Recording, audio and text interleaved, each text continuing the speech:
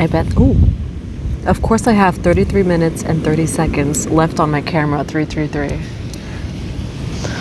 I bet that I can make you believe in love, sex, and magic. Hello, Soul Tribe friends and family. I'm here for another video today, and today I'm just going to be talking a little bit about the Kundalini energy that's arising in the collective, and I feel that I've really been led here in Puerto Rico during this time because we talk about the crystal grids and the ley line systems. You know, Puerto Rico is very associated with the heart chakra, with the feminine, this Kundalini rising. There's definitely a Kundalini rising in the collective. And I want to talk a little bit about Kundalini energy today. I want to talk about a little bit about sexual energy today and how to use that with intention and with purpose, how to deprogram a little bit about the ways that we view Kundalini, a little bit of the ways that we view our own sexuality. Now, if you're someone who has a lot of sexual energy, you're someone that's a healer, 111. You're someone that's a healer. You're soulful. Life force energy, which is sexual energy. But again, no one's going to tell you this.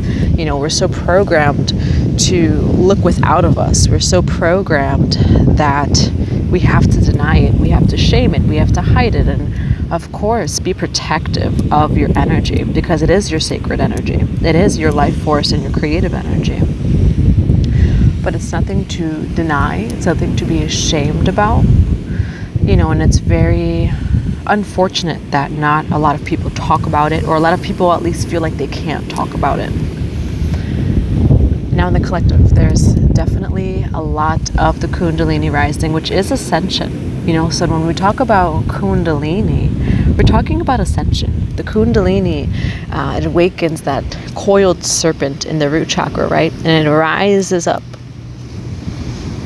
goes to the crown, opens your third eye, shifts your perspective, it opens your heart, it clears the lower chakras.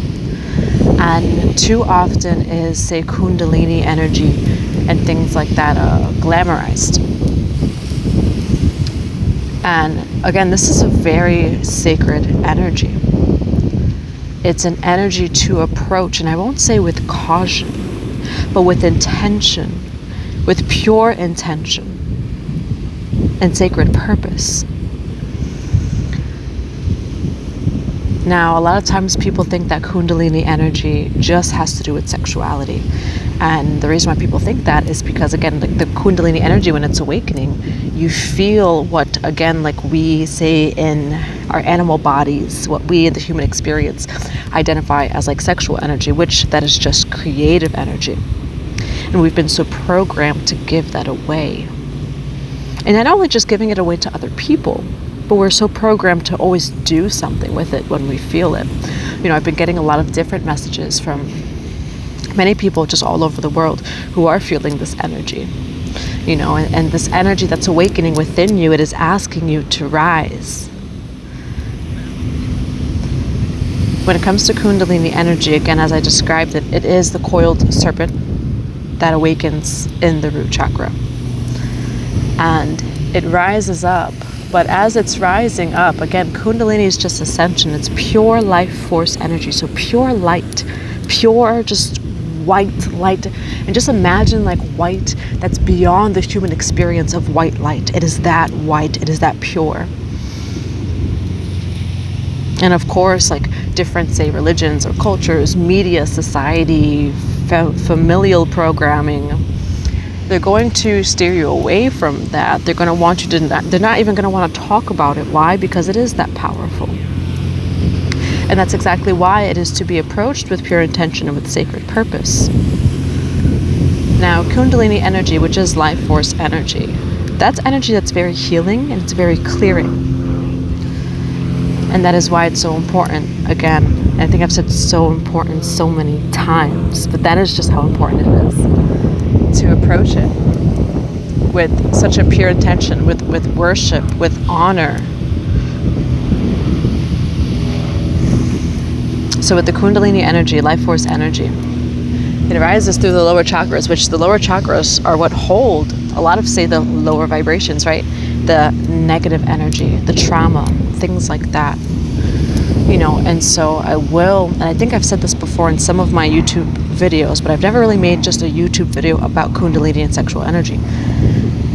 It's very important to not glamorize it. Don't force it. A lot of us, I had a talk with a soul sister of ours, a Pisces soul sister last night, of how many of our Kundalini awakenings were very spontaneous, unplanned, and that's sometimes how it goes. That can just, again, this can happen in so many ways. It's not just through a sexual interaction. Sometimes it's through yoga. Sometimes it's through a meditation. Sometimes it's through sacred medicine. It's through all of these different things. So never chase it,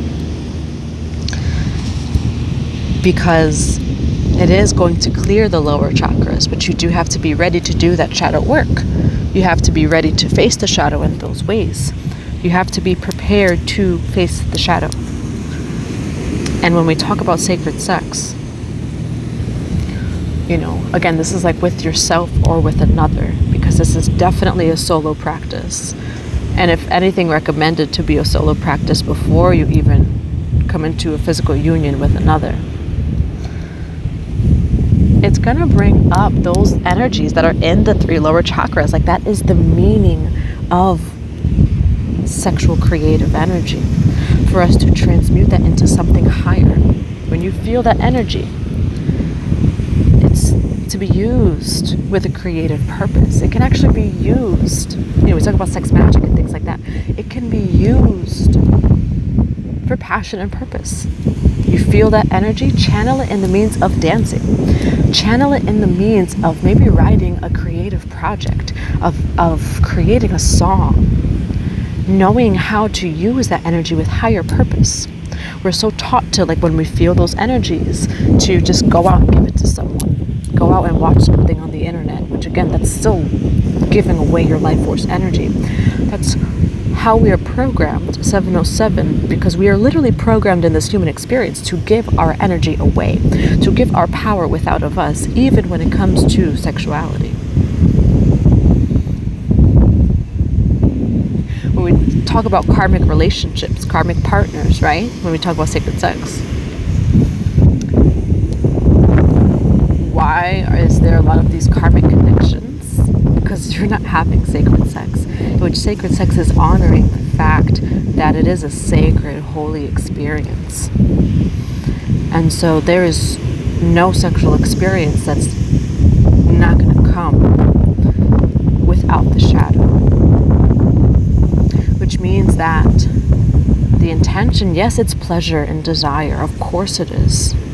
But also know you are clearing those energies. You could bring up old emotions, the inner child, different memories, just pure energies that don't need to be in the lower chakras, that are being cleared during these experiences, whether it's with yourself or with another. But again, we're so programmed to think that it's just for the means of some sort of self-service gratification, that we don't honor that. And that's what causes these breakups, these divorces. That's what causes these negative energies and emotions and more trauma, more separation. Why? Because in this society, so much of sexuality is used for self-service rather than service to God, which means that when we're using that energy, it is in service to some sort of higher purpose. Maybe the intention is to bring an energy into higher. Maybe it's for healing, whether it's for yourself or with another person. Whatever it is, any sexual energy you feel, whether that be by yourself, maybe it's with another person or whatever it is, it's some sort of energy within you that's being asked to be created into something higher, which you don't even need to do anything with the energy. And to a lot of the people who are feeling it right now, say you don't have a partner and you don't want to go out there and give your energy away. Just sit with that energy. Again, we're so programmed to do something. The second that you feel that energy, just sit with it. Why is that coming up? How can you channel it in a way that you can bring it into something higher? Because that's what it's doing. It's rising higher. it's also asking you to rise higher in some way, shape, or form. So how can you sit with that energy before doing anything with it and kind of ask it, like, where am I rising? What is rising within me? 10-10.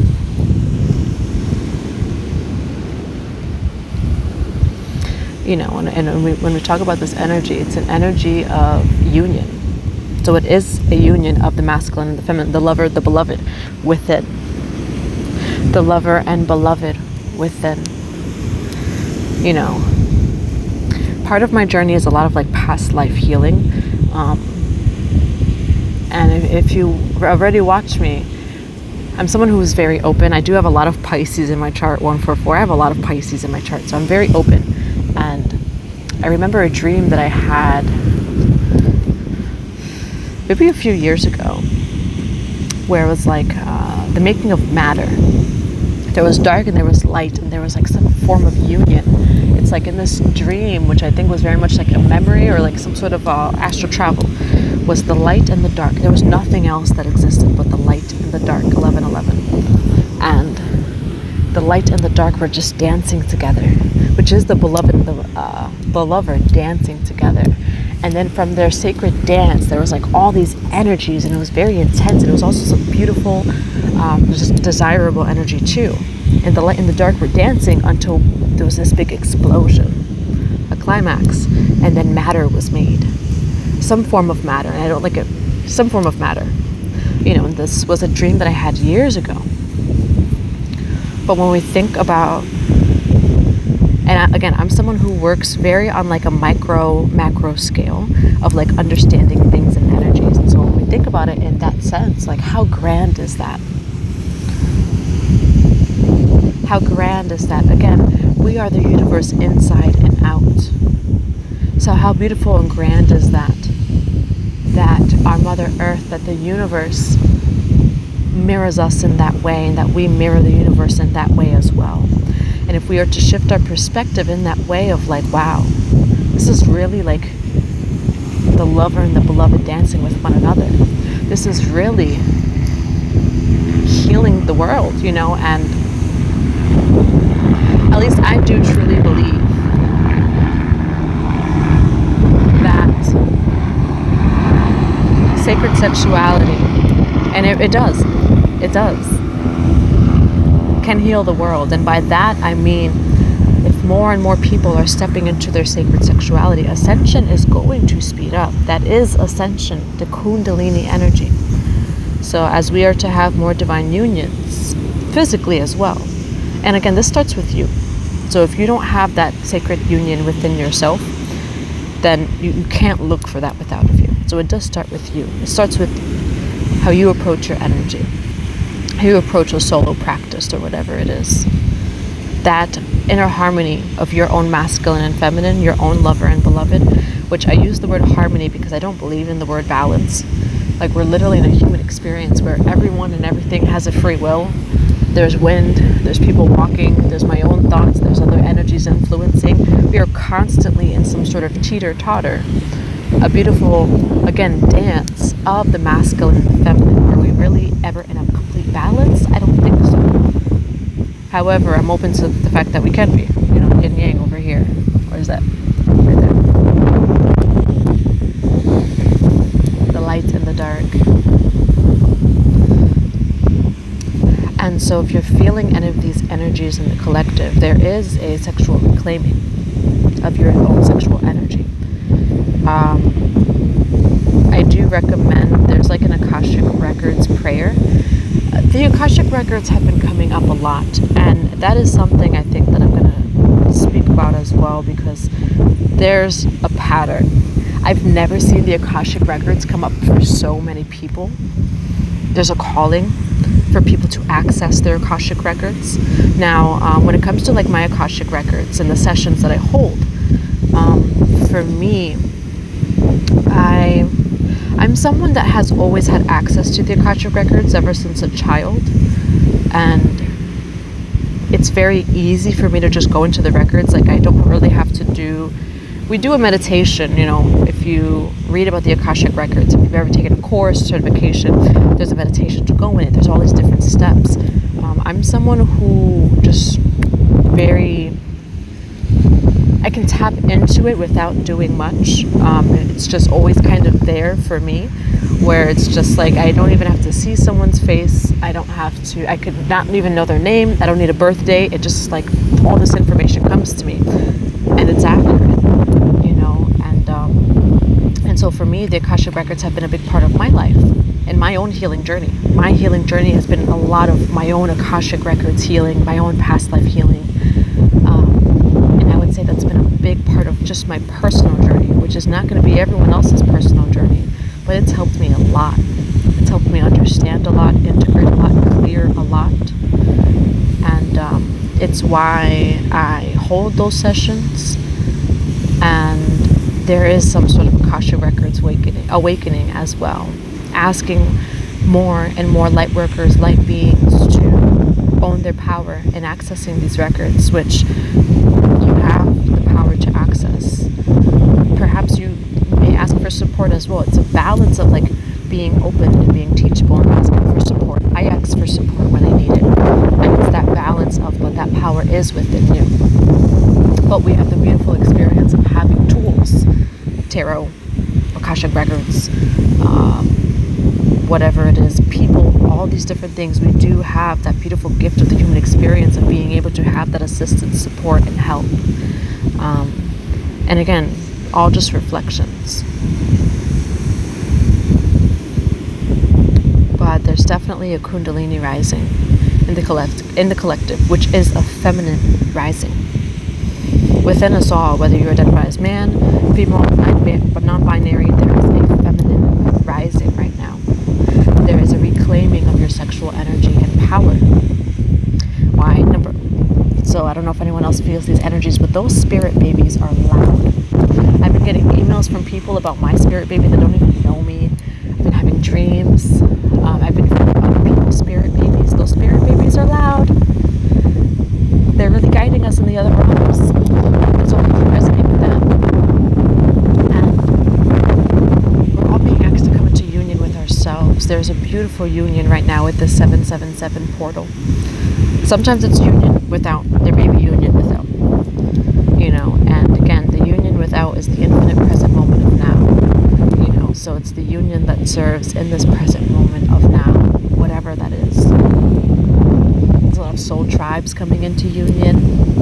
There are a lot of lover and beloveds coming into union because these babies do want to come through.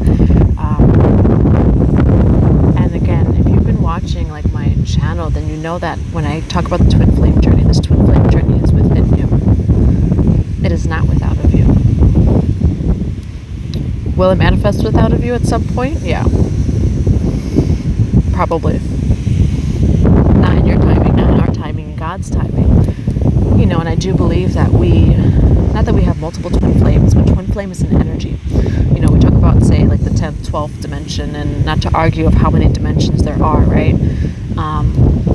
But say we're talking about the number 12, right? 12th dimension, 12 zodiac signs, 7 chakras, 144, all of those different numbers. Twin flame is an energy of coming into union with those who vibrate where you are, who are in alignment with your highest timeline. Whether that be soul tribe, whether that be lovers. Sometimes it's without of you. So I just posted a video of the lover and the beloved, and I'm dancing, But at least for me, when I speak of the lover and the beloved, I'm speaking of my life.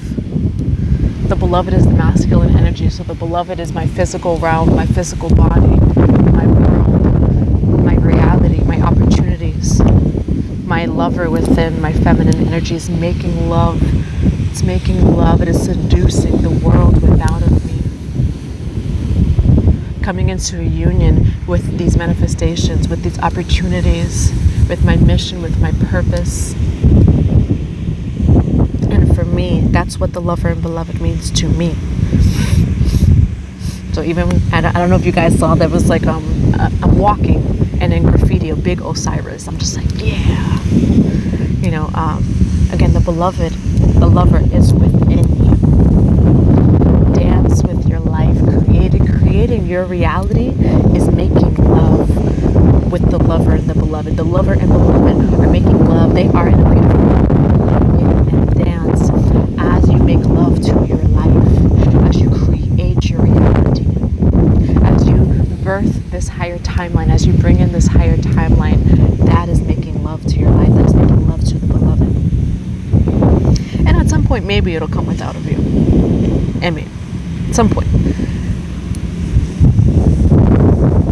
But like when we talk about, say, like the energy, it's like we're focused on God, we're focused on Source, we're focused on the highest timeline.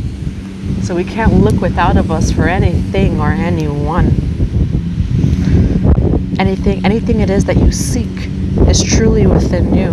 And as you cultivate that energy within you, you are able to manifest, to bring that into your reality in its highest form, which again, like it's always rising. We are here to rise. We are not here to just get up and that's it. Like we are here to consistently rise, to consistently go within and to consistently rise. You know, when we talk about this healing and spiritual journey, everyone is where they are. Everyone has chosen their own soul contracts, which again, the Akashic Records and that, but everyone has chosen their lives. If you're here as a human experience, you are chosen. You know, we talk about like, I am chosen. No, if you're here in the human experience right now, you are chosen, whether you remember that or not, and you can choose to remember that. Like I'm a child of God and I've chosen to be here at this time, to co-create with God, to do my part, which means that in every single area of your life, it's making love to that. It's bringing it into higher 144. And I just got a call at 144. So it's like hearing the calling. How am I being asked at this time to rise higher in my life? Maybe it's sexuality. Maybe it's trauma healing. Maybe it's your work. Maybe it's mission. Maybe it's purpose. Whatever comes your way, even in the unseen, the thoughts in your head, the healing, the programming, the deprogram, the unlearning, everything that you do,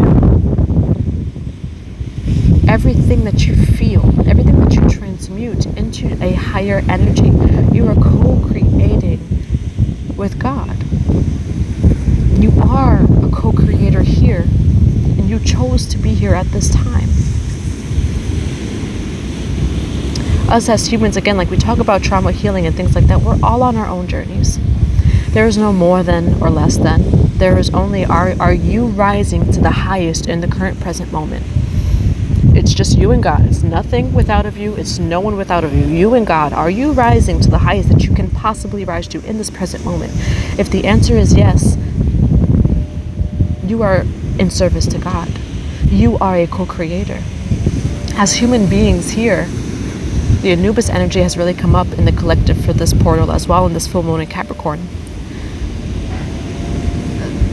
Our primary trauma as humans is separation from God, to think that we are just any separate at all. We need water to drink. We need to eat food to survive, all these different things. The human experience in itself is remembering that we are no separate, 333. So everything that you do is of service to God. You know, and I do get a lot of messages sometimes like, well, like, how can I be of service? How can I be of purpose? You may get a calling. Your purpose, your service is to co-create with God and to bring a higher reality in every single present moment, in everything that comes your way, and everything that arises within you, bringing it to higher. You may get a calling as well, of whatever that is. But in every single present moment, you are of service to God. And I posted this on Instagram recently where it's like, you know, when we say I am affirmations, when you say I am of service, you are not of service and then you clock out. No, you live and you breathe service in everywhere that you go and everything that you do. And it doesn't mean that you're going to be perfect. You're not going to be perfect. All of those imperfections, all of those flaws, one, it's seeing that as light as well. And two, it's a beautiful opportunity to rise into higher. It's a beautiful thing. You know, so I hope that this comes to some of the energies in the collective, we are being exorcised. The feminine is rising. And there's so many different faces of that, so many different names, so many, it's so multifaceted, this experience, or your experience. But you're perfect exactly where you are. You're exactly where you need to be, and you are so supported in this. Now, if you would like any further support, feel free to check out the box below. It has my email, it has my booking link. We do have a Lightworker Shielding and Defense class coming up with Sky. I'm also posting that in the community posts in the box below. It's going to be a 2-hour workshop. It's going to be 4444, and we're going to be going over just different methods as a Lightworker of how to shield your energy at this time. Again, as we're rising, there is a lot of still energy without, and within and without. So how can we protect ourselves and shield ourselves just from some of those energies? And I will say the first way to do that is by knowing that you're just no separate, and by being in oneness. But there is also the balance of we need to shield at this time in unconditional love and in light. So how do we do that? So feel free to go check that out as well. It's going to be at the end of July. But I love you so much.